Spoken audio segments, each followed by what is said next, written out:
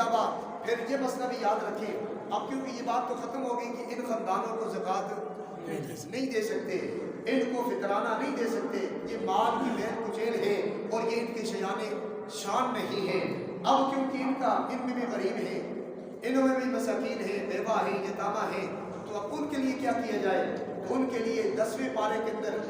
اللہ رب کائنات نے جو فرمایا، سورہ انفال کی 40ویں آیت ہے، رب فرماتے وَاعْلَمُوا أَنَّمَا غَنِمْتُم مِّن شَيْءٍ فَأَنَّ لِلَّهِ خُمُسَهُ وَلِلرَّسُولِ وَلِذِي الْقُرْبَىٰ وَالْيَتَامَىٰ وَالْمَسَاكِينِ وَابْنِ السَّبِيلِ، فرمایا یہ جو خاندان نبوت ہے، خاندان رسالت ہے،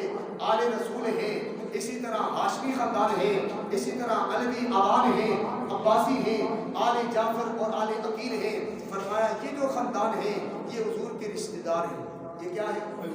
حضور کے رشتہ دار ہیں۔ فرمایا حضور کی آل پر بھی زکوٰۃ نہیں، لیکن ان کا رب کائنات نے مال غنیمت میں خمس رکھ دیا۔ اسی طرح آل جعفر، آل عباس، آل علی، آل عقیل اور اسی طرح آل حارث جو ہیں، یہ سارے کے سارے ان کے لیے بھی خمس ہے۔ فرمایا اپنے مال سے 5واں حصہ جو مال غنیمت کا ہے، اور یہ بھی یاد رکھیں زکوٰۃ جس طرح فرض ہے اسی طرح مال غنیمت، اس میں جو ہے بہت ساری صورتیں ہیں۔ اب اگر پہلے تو یہ ہوتا تھا کہ جنگیں ہوتی تھی اور جنگوں میں جو مال غنیمت مسلمانوں کے ہاتھ آتا تو اس کا اللہ کے نبی نے فرمایا وَلِلَّهِ وَلِلرَّسُولِ، 5واں حصہ اللہ اور اللہ کے نبی کا ہے، وَلِذِي الْقُرْبَىٰ اللہ کے نبی کے رشتہ داروں کا ہے، اس کے بعد فرمایا یتامہ مساکین کا ہے اور مساکین غلاموں کا ہے۔ لیکن فرمایا اب کیونکہ وہ جنگیں ہوتی نہیں ہیں، آج ہمارا مسلمان جنگ سے بھاگتا ہے، ہمارے حکمران جنگ سے بھاگتے ہیں، اس طرف جا ہی نہیں سکتے، اور اس وقت جنگیں ہوتی تھی اور جنگوں میں مال غنیمت کا 5واں حصہ اللہ اور اللہ کے نبی کے خاندان کا ہوتا تھا۔ تو اب کیونکہ ہم جو ہے کہ جنگ کی طرف جاتے ہیں، اگر کوئی جنگ کی بات کرتے تو کہتے ہیں یہ تو دہشت گرد ہو گئے، لیکن ہم نے قرآن کو پڑھنا چھوڑ دیا، قرآن کو پس پش رکھ دیا، جہاد کو بھی بھول گئے، اور جس کی وجہ سے آج ہم جو ہے بزدل اور پرلے ترین درجے کے بزدل بن گئے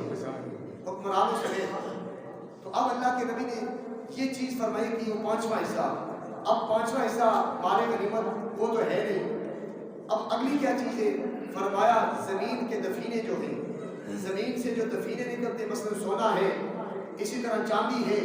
اب وہ جو ہے اس کا 5واں حصہ۔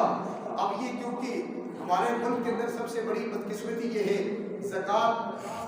بیت المال تو ہے، اس میں زکوٰۃ جمع کی جاتی ہے، لیکن خمس کے حوالے سے جو خاندان رسول آل رسول ہے ان کے لیے یہ اہتمام نہیں ہے، کیونکہ کسی نے توجہ ہی نہیں دی ہے۔ اب جو ہے وہ 5واں حصہ جو دفینے زمین کے نکلتے ہیں، چاہے زمین سے سونا نکلے یا کوئی اور چیز، پیٹرول کے بارے میں اختلاف ہے، اس کے علاوہ اور جو زمین کے دفینے ہیں، فرمایا ان میں سے 5واں حصہ یہ آل رسول کا حق ہے، یہ سید کا حق ہے، اس کے علاوہ یہ عوانوں کا حق ہے، عباسیوں کا حق ہے اور آل جعفر کا حق ہے۔ فرمایا یہ جو خاندان بنو ہاشم ہے ان کا حق ہے، اور ان کا حق ادا کرنا یہ امت پر کیا ہے؟ لازم اور ضروری ہے۔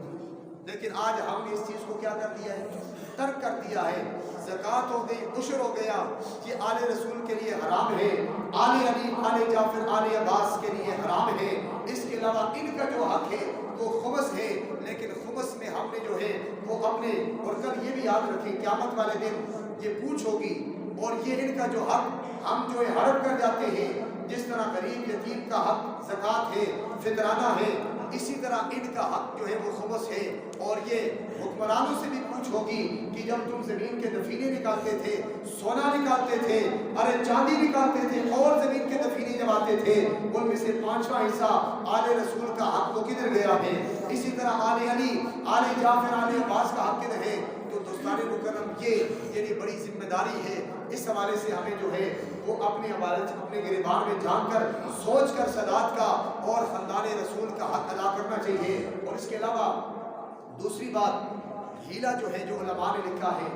اب کیونکہ یہ دفینے بھی حکومت کوئی عام بندہ تو نہیں نکالتا، حکومت کے زیر انڈر کنٹرول ہوتے ہیں، مال غنیمت بھی نہیں ہے۔ اب علماء نے یہ بات لکھی ہے کہ اگر سادات میں سے یا اسی طرح اور خاندان بنو ہاشم میں سے اگر کوئی غریب ہے، یتیم ہے، بیوہ ہے، تو اب اس کی کیسے ہیلپ کی جائے؟ تو فرمایا علماء فرماتے ہیں کہ ضروری نہیں کہ اپنے زکوٰۃ سے اس کو مال دو، بلکہ اپنی جیب سے ہدیہ انہیں کر دو۔ अपने हलाल तैयब माल से हदिया उन्हें पेश किया करो, क्योंकि ये उनका हक है तुम्हारे माल में। और फरमाया कि अगर ये भी नहीं कर सकते तो फिर उसका हीला शरी जो है, हीला शरी करके, हीला शरी क्या है कि आपने ज़कात निकाली और ज़कात का माल आपने किसी फ़कीर को दिया, और फ़कीर को दिया कि ये यार ये जो इसका मालिक बन, और ज़कात का माल जब फ़कीर को दे दे तो अब वो उसका मालिक बन जाता है। अब फ़कीर की मर्ज़ी, वो जिसको चाहे दे,